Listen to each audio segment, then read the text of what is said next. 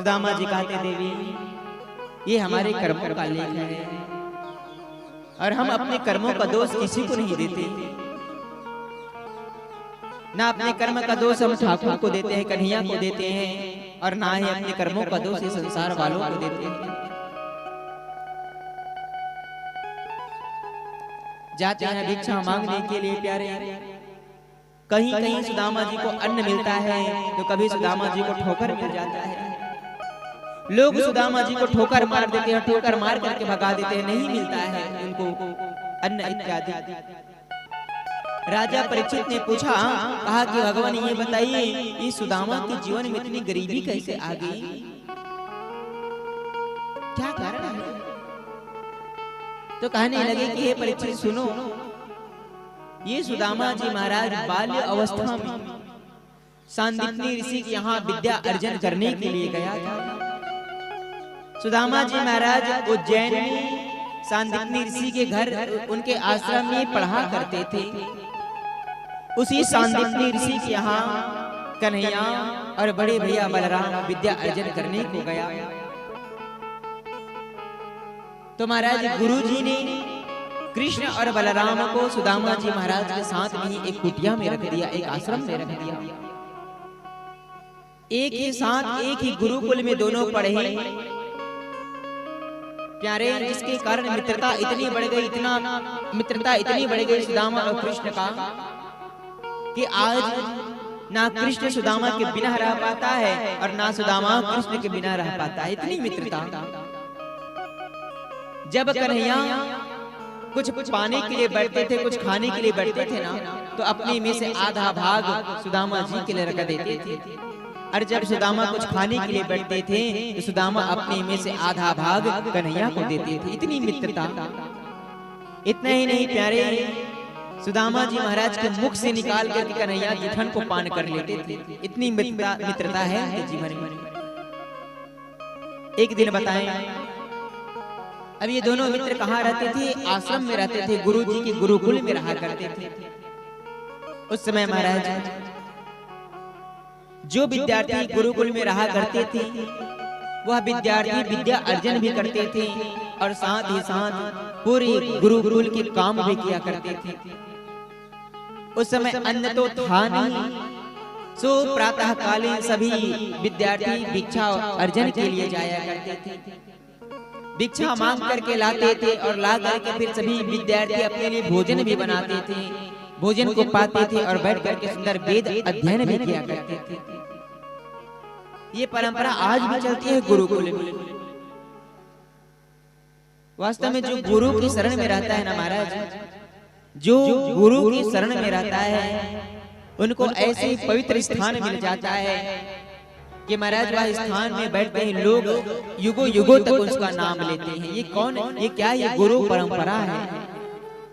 दर्शन कीजिएगा, जिस किसी ने भी गुरु के शरण में आज बैठा है, गुरु के शरण में बैठने वालों को महाराज परम पद मिला हुआ है। राजा परीक्षित आज कहाँ बैठा है? राजा परीक्षित भी आज गुरु के शरण में बैठा हुआ है। भगवान कृष्ण कहाँ गए हैं? गुरु के घर गए हैं पढ़ने के लिए, विद्या अर्जन करने के लिए। और उस समय का नियम है कि सभी विद्यार्थियों को भिक्षा लेने के लिए जाना पड़ता था।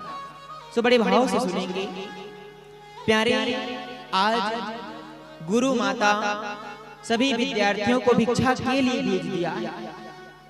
कुछ विद्यार्थियों को भिक्षा के लिए भेज दिया, कृष्ण और बलराम जी को जल लाने के लिए भेज दिया और सुदामा जी महाराज को ईंधन लाने का आज्ञा दिया।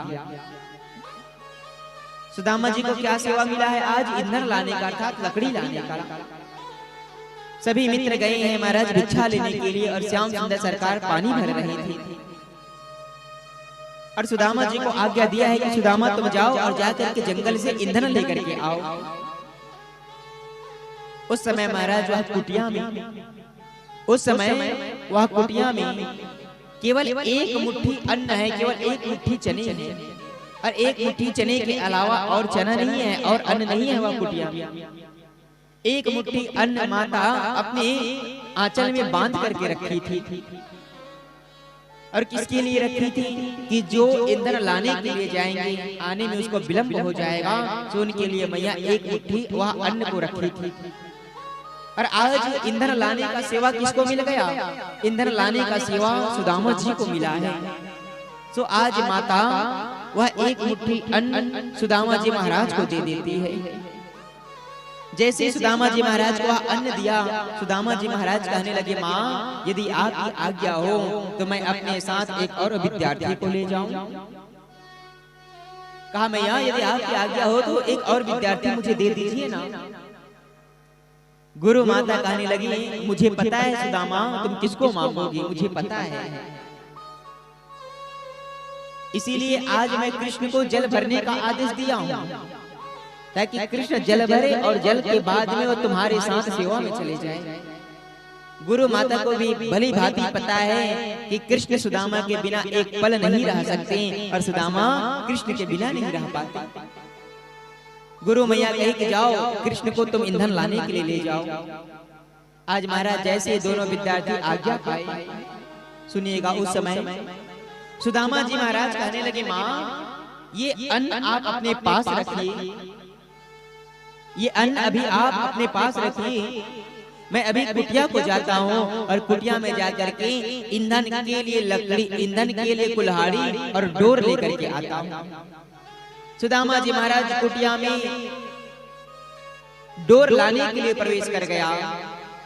प्यारे उसी समय अचानक भूखे प्यासे दुर्वासा जी महाराज वहां आ गया और दुर्वासा जी आकर के आवाज लगाया, माते भिक्षाम देहि, माते भिक्षाम देहि, माते भिक्षाम देहि। जैसे महाराज दुर्वासा जी आवाज लगाया, गुरु माता बाहर आई है। कहने लगे, दुर्वासा क्या हो गया? दुर्वासा जी कहने लगे, मैया मैं सुधा से व्याकुल हो रहा हूँ, माँ कुछ खाने को हो तो मुझे आप कुछ खाने का दे दीजिए ना, कुछ खाद्य पदार्थ मुझे दे दीजिए ना। जब दुर्वासा जी आश्रम में आकर के मांगे प्यारे, उस समय गुरु माता कहने लगी कि दुर्वासा पुत्र अभी तो सभी विद्यार्थी भिक्षा अर्जन के लिए गए हैं, अभी तो हमारे कुटिया में अन्न भी नहीं है, मैं तुमको क्या भिक्षा में दूं?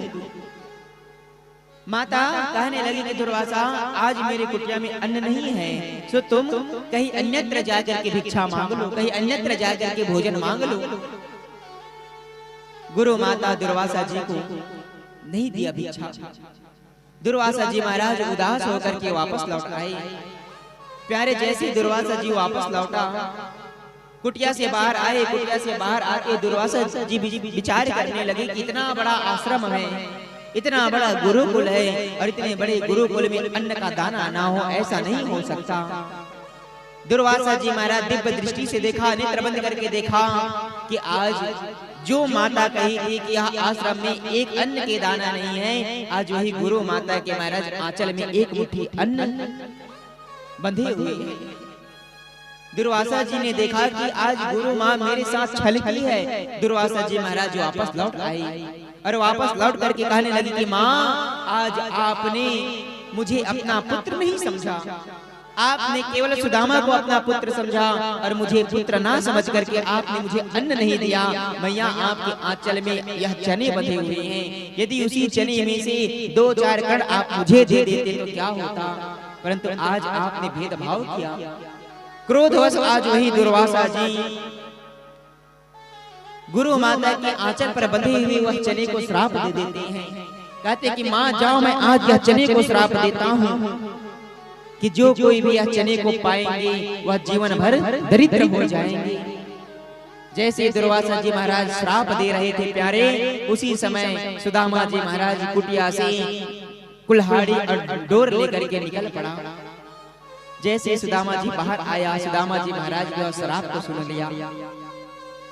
जब सुदामा जी महाराज श्राप को सुने, दुर्वासा जी तो निकल पड़ा। सुदामा जी महाराज दौड़े दौड़े गुरु माता के पास में आए और गुरु माँ के पास में आकर के सुदामा जी कहने लगे, मैया अब लाइए आप वह चना मुझे दे दीजिए। गुरु माता कहने लगी, नहीं रे सुदामा, ये चना तो अब श्रापित हो गया है, मैं यह चना तुमको नहीं दे सकती।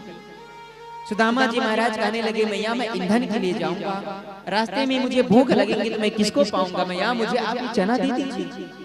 गुरु माता कहने लगी, सुदामा तुम्हें चने ना पान करना, ये चना अब श्रापित हो गई है, मैं यह चने को कहीं अन्यत्र ले जाकर के फेंक देती हूँ, यह चना को मैं किसी वृक्ष के नीचे डाल देती हूँ, यह चना को मैं किसी जीव जंतुओं को खिला देती हूँ। सुदामा जी महाराज कहने लगे, माँ ये चना तो मेरे भाग्य में आ गया था ना मैया, ये चना तो पहले मेरे भाग्य में आ गया था और मेरे भाग्य में आ करके यह चना श्रापित हुआ है, अब तो यह मेरे भाग्य में ही लिखा है। यदि आप यह श्रापित चने को किसी जीव जंतुओं को खिला देंगे तो मेरा पाप जीव जंतुओं को पड़ जाएगा, और मैं कभी ये नहीं चाहता कि मैं अपना पाप कहीं और जाकर के बांट दूं। यदि आप यह चना किसी वृक्ष के जड़ के नीचे डाल दोगे तो मेरा पाप वृक्ष के ऊपर पड़ जाएगा, मुझे पाप लग जाएगा। सो माँ, मैं ये नहीं चाहता कि मेरे यह पाप किसी वृक्ष को पड़ जाए, मेरे भाग्य में जो लिखा है अब वही होगा। सो माँ, आप यह चना मुझे दे दीजिए। अब यदि मेरे भाग्य में जीवन भर दरिद्री ही लिखा हुआ है तो महाराज यह दरिद्री को भी मैं स्वीकार करूंगा, मैया यह चना आप मुझे दे दीजिए। महाराज उतने में भगवान कृष्ण आ जाते हैं। भगवान कृष्ण कहने लगे, सुदामा विलंब ना करो, शीघ्र ही चलो, शीघ्र ही वापस हमको ईंधन लेकर के लौटना भी है। गुरु मैया अपने मस्तक को महाराज झुकाई हुई है, हाथ में चना है। सुदामा जी महाराज गुरु माता से कहने लगे कि माँ, मेरे मित्र को ये ना पता चले कि आप मुझे यहाँ चने दे रहे हो। ये कन्हैया ऐसा है कि जब भी मैं भोजन करने के लिए बैठूं ना तो मेरा आधा भाग ही कृष्ण आकर के खा लेता है। इतना ही नहीं, यदि इनके लिए भाग नहीं बचा ना, यदि मैं अपने मुख में धारण कर लेता हूँ तो कृष्ण मेरे मुख से निकाल लेते हैं और मुख से निकाल करके मेरे जुठन पान कर लेती हैं। सो मैया, आप यह चना मुझे दे दीजिए। आज गुरु माता सुदामा जी को चना दिया। दोनों मित्र प्यारे आज भगवान कृष्ण और सुदामा जी महाराज ईंधन लाने के लिए गया है, लकड़ी लाने के लिए गया। मार्ग में कन्हैया आगे आगे जाने लगे। सुदामा जी महाराज थोड़ा ठहराव ले लिया और ठहराव लेकर के जो श्रापित चने थे वह श्रापित चने को सुदामा जी आज अकेले ही पान कर गया, अकेले ही पान कर गया। क्योंकि सुदामा को पता है, कन्हैया को पता चल गया तो महाराज जी मांगने लगेगा और मुझे देना पड़ जाएगा। और मैं ये नहीं चाहता कि मेरे कारण मेरे मित्र निर्धन हो, मैं ये नहीं चाहता कि मेरे कारण मेरे मित्र गरीब हो। सो आज प्यारे भगवान द्वारकाधीश को द्वारका के राजा बनाने के लिए ही वह सुदामा वह श्रापित चने को पान कर गए। जब ईंधन लाने के लिए गया, ईंधन लेकर के वापस लौट रहे थे, अचानक वर्षा ऋतु आई, बारिश होने लगा। उस समय कन्हैया सुदामा से कहने लगी, सुदामा मित्र भूख लगा है, कुछ खाने को नहीं है क्या? सुदामा कहने लगे, मित्र खाने को तो था, परंतु मार्ग में जब मैं आ रहा था तो वह पोटली मार्ग में ही गिर गया, नहीं दिया ठाकुर को चना। प्यारे, जो श्रापित चने को सुदामा पान किया था ना, उसी श्रापित चने के कारण सुदामा जी महाराज आज निर्धन है। और वही सुदामा जो महाराज निर्धन होकर के भी परम धन को पा करके बैठा है। केवल धन नहीं होना ये गरीबी का संकेत नहीं है। देखिए महाराज, धन नहीं होने से लोग गरीब नहीं होते। यदि किसी के पास भगवान नारायण रूपी मंत्र है ना, वो सबसे बड़ा होता है। दर्शन कीजिए सुदामा जी को। लोग यदि कहते थे ना सुदामा जी को कि तुम गरीब हो, तुम निर्धन हो, सुदामा कहते थे, अरे बावरे, मैं कहां से गरीब हूं, मैं कहां से निर्धन हूं, जो तुम्हारे पास नहीं वो मेरे पास है। सुदामा जी के पास में क्या था? उनके पास तो राधा नाम रूपी धन है, कृष्ण नाम रूपी धन है। सुदामा जी महाराज हमेशा प्रसन्न रहते थे। जग हंसाई होता था सुदामा जी का, फिर भी सुदामा जी महाराज मुस्कुराया करते थे। लोग ताने देते थे, फिर भी सुदामा जी हंसते थे। वाह कन्हैया, क्या तेरी लीला है, वाह कन्हैया, क्या तेरी लीला है।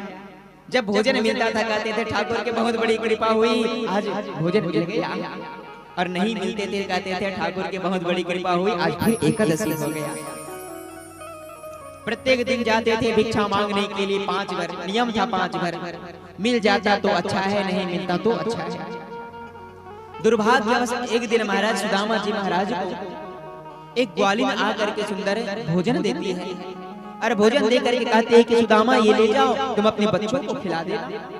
सुदामा जी महाराज बहुत प्रसन्न हो गए कि आज ठाकुर की कृपा से मुझे यह व्यंजन मिला है, मैं अपने पुत्रों को ले जा करके खिलाऊंगा। सुदामा जी महाराज हाथ में व्यंजन लेकर के आ रहे थे, मार्ग में पैर पत्थर से टकराया, सुदामा जी महाराज धरती पर गिर गए। प्यारे जैसे सुदामा धरती पर गिरा, उनके हाथ से वह व्यंजन पूरे धरती पर बिखर गया। एक श्वान आकर के वह व्यंजन को पान करने लगा। एक श्वान आकर के व्यंजन को पान किया। सुदामा जी महाराज ने देखा इतने वर्ष बाद, इतने दिनों बाद यह व्यंजन मिला था और आज यह व्यंजन मेरे नेत्र के सामने यह श्वान पान कर रहे हैं। कुछ क्षण के लिए सुदामा जी महाराज शोकाकुल में डूब गए और शोकाकुल में डूबने के बाद सुदामा जी पुनः विचार करने लगे कि हो ना हो आज यह श्वान के रूप में मेरे श्याम सुंदर सरकार ही आए हैं। सुदामा जी कहने लगे, कन्हैया यदि तुमको मेरे हाथ से खाना ही था तो तुमने मुझे इस प्रकार ठोकर क्यों दिया? आ जाते और आ करके मेरे हाथ से खा लेते, मैं तुमको दे देता। आज तुम ये श्वान रूप लेकर के आए हो। सुदामा जी महाराज मंद मंद मुस्काए, महाराज खड़े हो गए और कहा कि ठाकुर जैसे आपकी इच्छा।